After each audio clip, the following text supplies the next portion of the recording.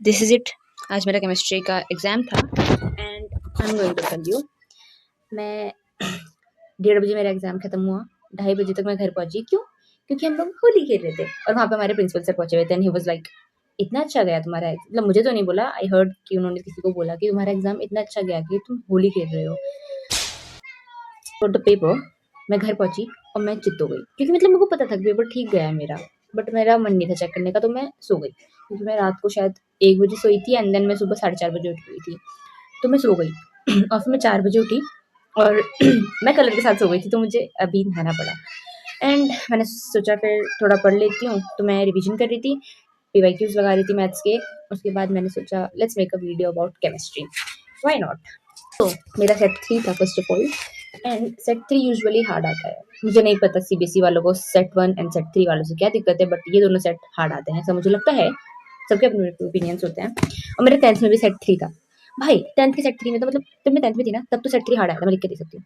Anyways so set 3 था and तो section में 16 एमसीक्यू थे एंड 16 में से आई वुड से मेरे कितने गलत गए, 1 2 3, और जिनमें मुझे कन्फ्यूजन है मैंने उनको भी गलत ही ले लिया है क्योंकि मुझे नहीं चाहिए, फिर मैं बाद में खुद ही डिसअपॉइंट हूँ।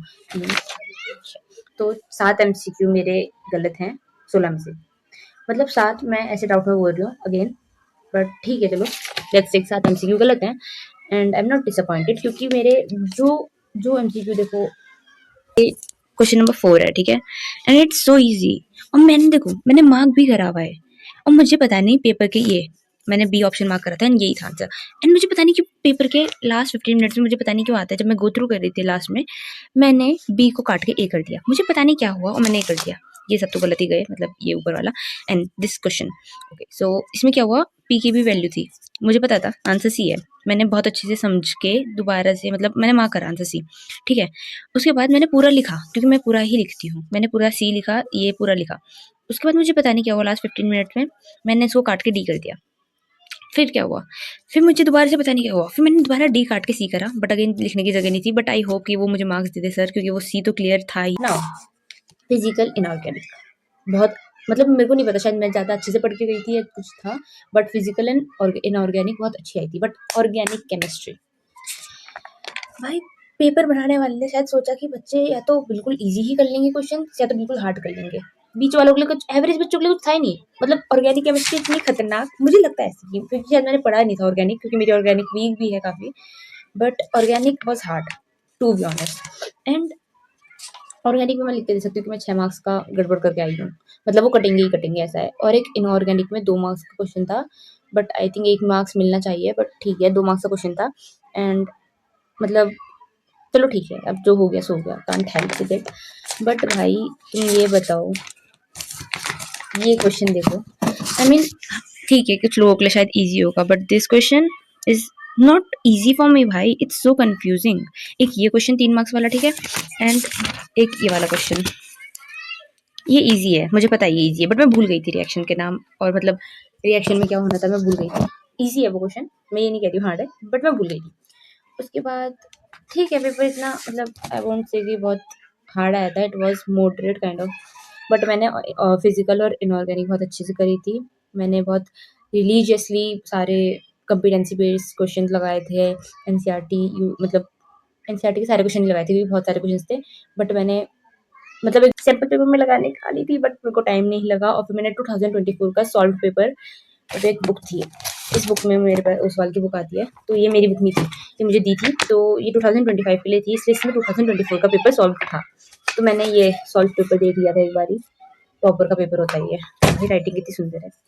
तो मतलब पेपर ओवरऑल मॉडरेट गया है, मॉडरेट था, मतलब ज़्यादा हार्ड नहीं था, ज़्यादा इजी नहीं था, इट वॉज मॉडरेट। मेरा पेपर ठीक गया है, आई एक्सपेक्ट 45 से अबव।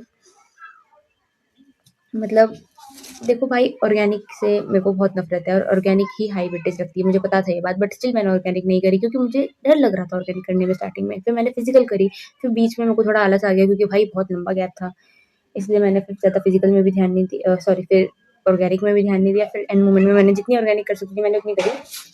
ऑर्गेनिक के भाई मैं क्या बताऊँ, ऑर्गेनिक के लिटरली देखो ये पूरी मेरी ऑर्गेनिक की नोटबुक है, ठीक है, इसमें थोड़े 11 के नोट्स भी हैं बाय द वे, और ये मेरे नोट्स हैं ऑर्गेनिक के, मतलब ये सिर्फ नोट्स है, इसमें ना क्वेश्चन है ना कुछ है, ये सिर्फ नोट्स है, सारे रिएक्शंस सब कुछ। मैंने इसको 2 बार पढ़ा, इतना सब कुछ।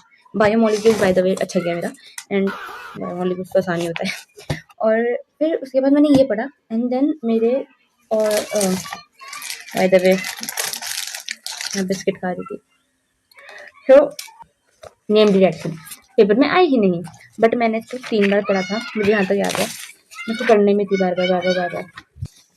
Look at this mind maps organic chemistry के। मैं ऑर्गेनिक पढ़ के गई थी, मेरे से जितना हो सका मैंने ऑर्गेनिक करा, बट ठीक है नहीं हो पाया, सॉरी ऑर्गेनिक केमिस्ट्री।